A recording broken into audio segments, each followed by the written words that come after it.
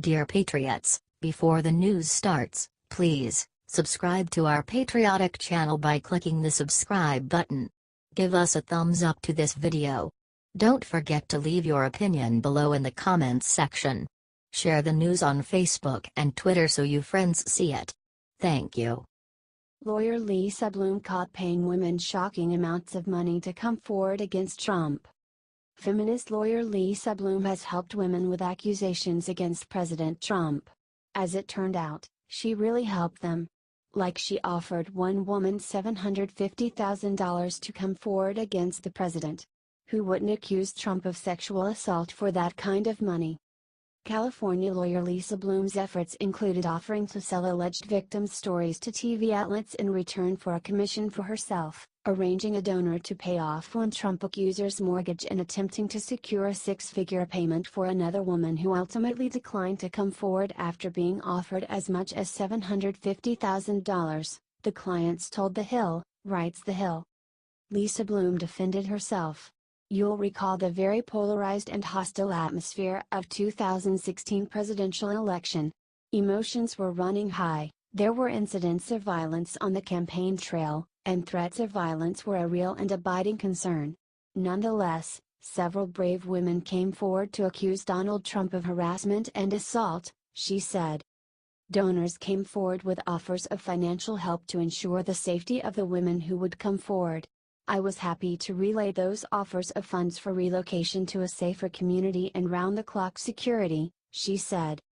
I can say unequivocally that we did not communicate with Hillary Clinton nor anyone from her campaign.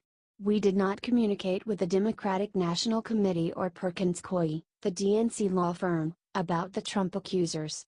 Your questions seem to imply that we were trying to use the prospect of donor funds to entice women to come forward against their will. Nothing can be further from the truth, she said. No one said against their will.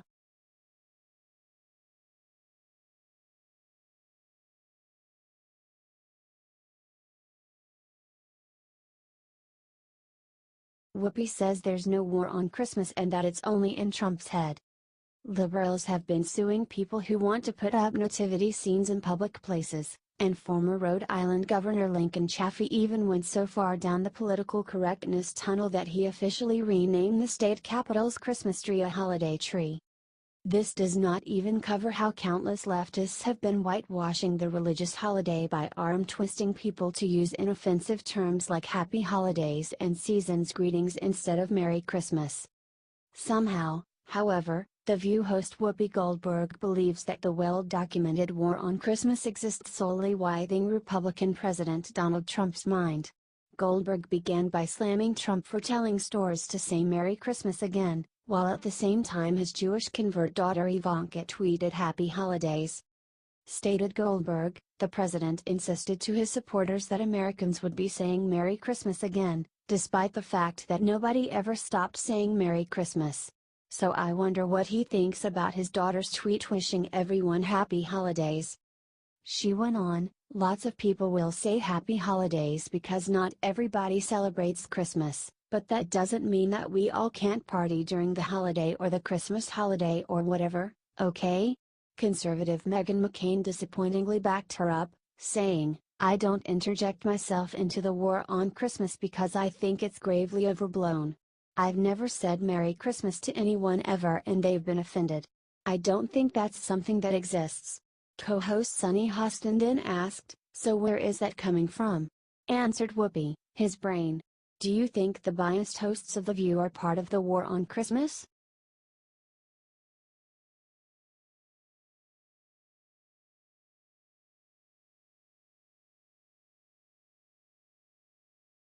Lib just said slaughter of country music fans in Vegas is blood sacrifice to gun rights. Liberals clearly are not prepared to cope with the gravity of a tragedy like the mass shooting that just occurred in Las Vegas. Instead of trying to gain a full, nuanced understanding of the situation and determining how shooter Stephen Paddock was likely affected by mental health problems, they are instead trying to blame the Second Amendment. Some liberals' thinking has gotten out of hand that they have been making dangerous and, frankly, absurd statements about the shooting. wrote liberal Esquire writer Charles S. Pierce recently in a laughable article in his mainstream magazine. The Constitution is not a pact with the devil, nor is it a suicide pact. It is a formalized, legalistic ritual of blood sacrifice.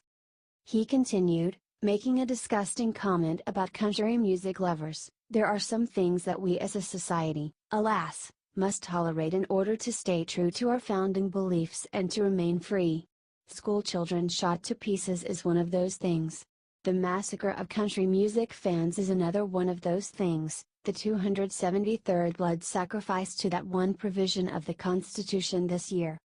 He then blamed Christians for the violence, writing, Christians believe that the sacrifice of Christ on Calvary obviated forever the need for further blood sacrifice. However, not even that could obviate or eliminate the entirely secular desire for blood sacrifice within a society perceived to have gone astray. He added, Christians pray to the crucified Christ. Christians also push the plungers that send the poisons into the veins of prisoners. Christians believe that atonement comes through the intercession of Jesus. Christians also believe that atonement comes from smart bombs and predator drones. Do you think it's sick that a magazine with articles like this in it is sold in every supermarket and pharmacy?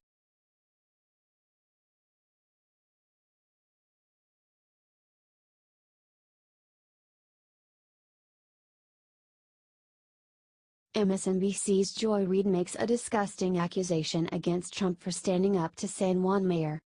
MSNBC's Joy Reid made a disgusting accusation against President Trump for daring to criticize the mayor of San Juan. It is interesting that Donald Trump's reflex is to say that a woman of color, is an ingrate, or to attack, or to say the people of Puerto Rico essentially are too lazy to help themselves, want something from the federal government that they won't provide to themselves, said San Juan, ignoring the fact that President Trump isn't the one who started it. He actually went on that tweet storm, which was the most he had talked about Puerto Rico at all, a year to the day after he attacked Alicia Machado, the former Miss Universe. Donald Trump has a particular reflex to attack women of color, and to signal boost to his base this idea that people of color are lazy and dependent and won't do for themselves. He's sharing that with a large portion of his base, said Reid. He's evincing what we eventually did see in Katrina, this idea that the people who were, suffering in New Orleans were at fault, that they were people who were undeserving and unworthy. That had a racial component. This has a racial component, said Reid. The difference is George W. Bush wasn't leading the white tribalism that did eventually get turned on the people in the Katrina situation. Donald Trump is leading it, said Reid. Joy Reid is proving to be one of the most intellectually dishonest people on all of television, and that is saying a lot.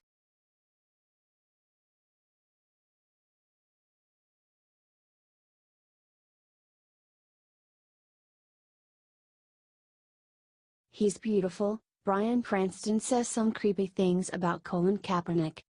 Breaking Bad star Bryan Cranston had some really high praise for Colin Kaepernick. He loves how Kaepernick is protesting and even called him very patriotic. Dissent is one of the pillars of being an American. It's how our country was formed, through dissension, said Cranston. He then said Kaepernick is not preventing anyone from singing or partaking in how they want to experience that moment. He's quietly, respectfully, being silent. I think it's a beautiful way of protesting the racial injustice that he feels is present. And I share that with him. There is an injustice, said Cranston.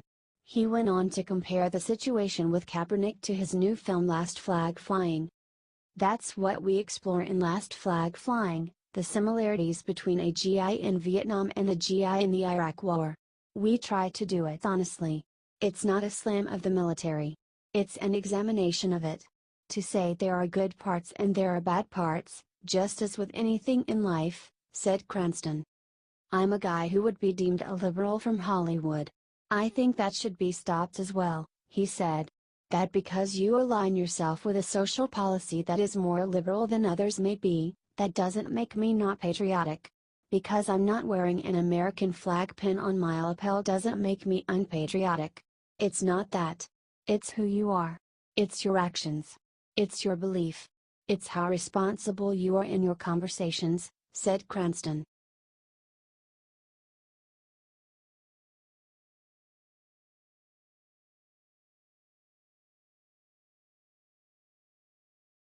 They hate this country. Jackie Mason eviscerates bratty NFL kneelers. Comic legend Jackie Mason just made an epic video blasting all of the so-called discriminated millionaire football players who are kneeling for the national anthem. How far is this gonna go? You think pretty soon they'll start holding their noses during the Pledge of Allegiance? Said Mason. Did you hear about all these actors who have all this sympathy, and they're all identifying with everybody who's down on their knees? They're walking around, as soon as they see somebody, they get down on their knee. You know why? They're looking for an opportunity to show you how they can't stand this country. The more money they make, the more they hate this country, said Mason. How do you suffer from discrimination with $3 million in each pocket? Another reason they're kneeling is because they can't stand Trump, said Mason. Many football players have well over $3 million in each pocket. He also went after Robert Redford, who said that Trump should resign for the benefit of the country. How come he never told Bill Clinton to resign for the safety of the women in this country? Incidentally, I would ask Robert Redford to resign, but I don't know from what, because the man hasn't been working in 30 years, said Mason. Did you see Robert Redford's last picture? You know why you didn't see it? Because the only place it was seen was his own living room. It was also seen in his kitchen, but if you didn't go in for an omelet, you never heard about it, said Mason.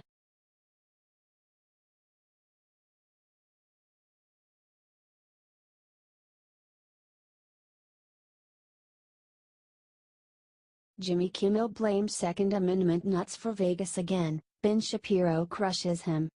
Talk show host Jimmy Kimmel blamed Republicans for the second night in a row for somehow being responsible for the shooting in Las Vegas. I'm not gonna get deep into it again, I said what I had to say last night. But I do want to say something to these nuts who spend most of the day today on television and online attacking those of us who think we need to do something about the fact that 59 innocent people were killed, said Kimmel. They say it's inappropriate to be talking about it because it's too soon. Well, maybe it's too soon for you, because deep down inside in your heart, you know you bear some responsibility for the fact that almost anyone can get any weapon they want. And now you want to cover yourself until the storm of outrage passes, and you can go back to your dirty business as usual, said Kimmel.